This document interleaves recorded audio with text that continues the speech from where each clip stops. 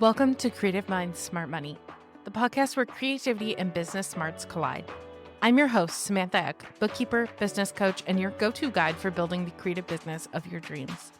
Whether it's mastering your money, streamlining your systems, or growing your business, I'm here to share insights that empower you to thrive.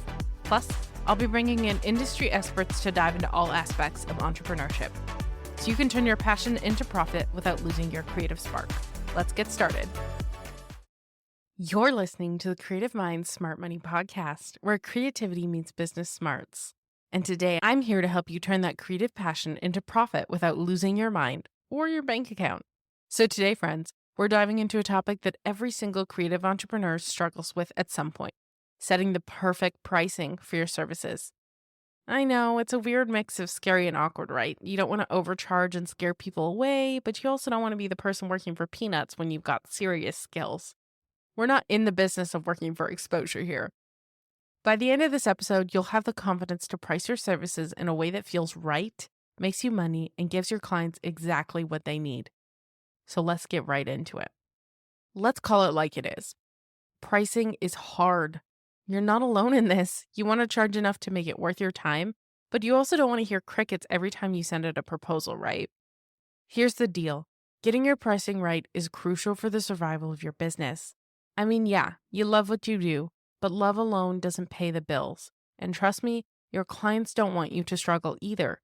If you're stressed about money, you're not going to do your best work, and that's not good for anyone. Not for you, not for your clients, no one.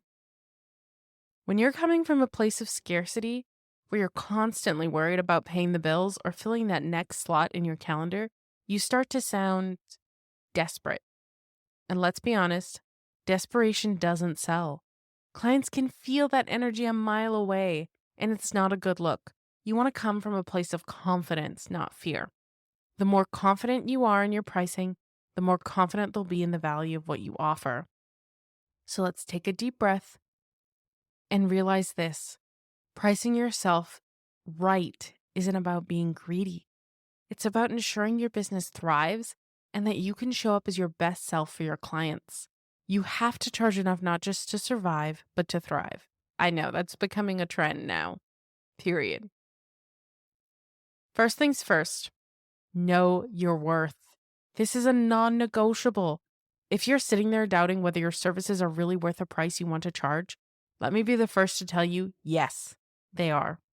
Now let's back up with some math, because feelings are cute, but numbers are where they keep your business alive. Here's the simple way to start. Figure out your monthly expenses. This includes everything from your recent software subscriptions, business tools, and yep, that fancy oat milk latte habit you've got going on. Add it all up. Now, how much do you need to make every month to cover your bills? If you've been listening to my past few episodes, you're probably already doing this, so you don't even have to start that calculation. You already know what you got. Here's the part that most people get wrong. You need to factor in all of your working hours. That includes the admin time, the hours you spend on emails, client calls, scheduling, and all the behind the scenes work that's part of running your business. If you're only charging for your client facing hours, you're leaving money on the table. And trust me, that's going to catch up with you really quick. So let's say you need to make $5,000 a month to cover your bills.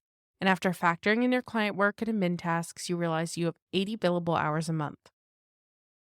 Divide that up, and your minimum hourly rate should be $62.50. But hold up, this is just the minimum. Because remember, you're running a business. We've got taxes, savings, retirement funds, and maybe a vacation to plan for, right? I want to clarify that just because we have an hourly rate does not mean that we charge hourly. Most service providers now charge a package rate or they charge per service. The hourly rate is your base. It's what you use to get started. It's what you use to expand on that service so that you can understand what you need to get paid as the bottom line, and then you can build upon that. So now that we've got that base number, here's where a lot of creative entrepreneurs fall into a trap. They only focus on the time spent. But here's the truth. You're not just charging for the hours you spend working. You're charging for the results you deliver. You are selling that transformation, not just time. So let that sink in for a second. If you're a web designer, photographer, coach, copywriter, Etsy seller, whoever you are, you have to understand that the value of your work is in what it does for your clients or your customers, not just how long it takes you to do it. Maybe you're a brand strategist and the work you do for a client helps them triple their revenue.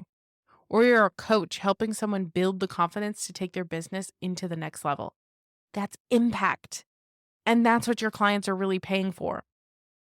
If your client is walking away with work that's going to help make them thousands, why are you charging based on how long it took you? They're not buying your time. They're buying your expertise and they're buying the end result. Price accordingly and don't sell yourself short. I know, you're probably looking at your phone right now being like, why is she yelling at me? I promise you, I'm not yelling at you. I want you to get paid what you're worth. I want you to get paid what you deserve, whether it's a service or a product. Too many people are underselling themselves, and you deserve to be paid what you're worth. Now, let's talk about the infamous market check. Yes, you should absolutely have an idea what others in your industry are charging. It's good to know if you're in the same ballpark, but here's the catch. Don't let the market control your pricing. You're not running their business, you're running yours. Just because someone else is charging $50 an hour doesn't mean that you should.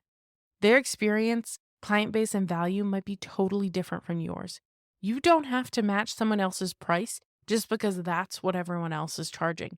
You're allowed to charge more if you're bringing more to the table. So yes, check out the market, get a feel for what's happening, but don't be afraid to set your prices where they need to be based on your value, not someone else's. Here's something no one really talks about.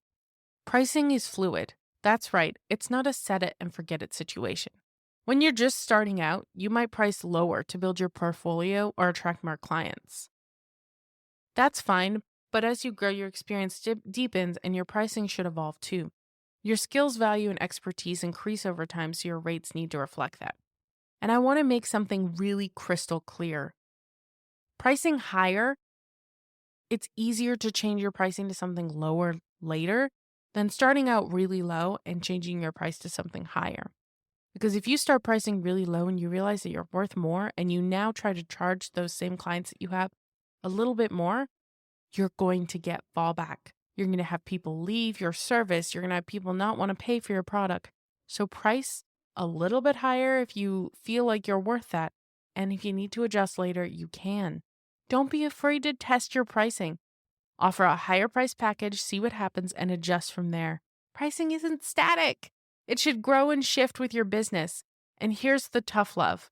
If you're never getting pushback on your prices, you're probably not charging enough. If people are ghosting you after seeing your prices, it's a sign to tweak and adjust. But don't immediately drop your rates. Test the waters, see what works, and find your sweet spot where you're both getting paid well and attracting the right clients. Now, here's a huge piece of advice that will save you a lot of back and forth. Make your pricing visible. Put it on your website, even if it's just starting at XXX, have it out there. This helps you attract clients who can actually pay for your services. You're not here wasting time with people who have no clue what you charge, only for them to ghost you later when they see your proposal. This is also really fair to your clients. Someone who is searching for a service might not be able to afford your service. It gives them the opportunity to back out before they even contact you, so that they're not wasting your time and you're not wasting theirs. Trust me, putting your pricing out there helps weed out the people who aren't serious about investing in your services or who may not have the budget. You want to draw in clients who see your value and know you're worth every penny. And here's the other side of it. Communicate your pricing confidently. The way you present your prices can make a huge difference. Don't just toss a number out there and hope for the best. Walk them through what they're getting. Explain the value and talk about the transformational experience. The clearer you are about what's included, the less room there is for negotiation that leaves you underpaid. Confidence is key here. When you confidently present your pricing, clients are more likely to feel confident in you and your work. So what did we learn today? Know your worth and factor in all your working hours, including the admin time. Focus on value, not just time. You're selling a transformation, you're selling the result, not just your hours on a clock. Check the market, but don't let it dictate your pricing. Your business is unique, and you might be worth more than someone else who is in the same business. Test and adjust your pricing. Pricing isn't set in stone. Be willing to tweak as you grow. Make your pricing visible on your website and communicate it confidently to attract the right clients. Pricing doesn't have to be scary, and it definitely shouldn't come from a place of desperation. You deserve to get paid what you're worth.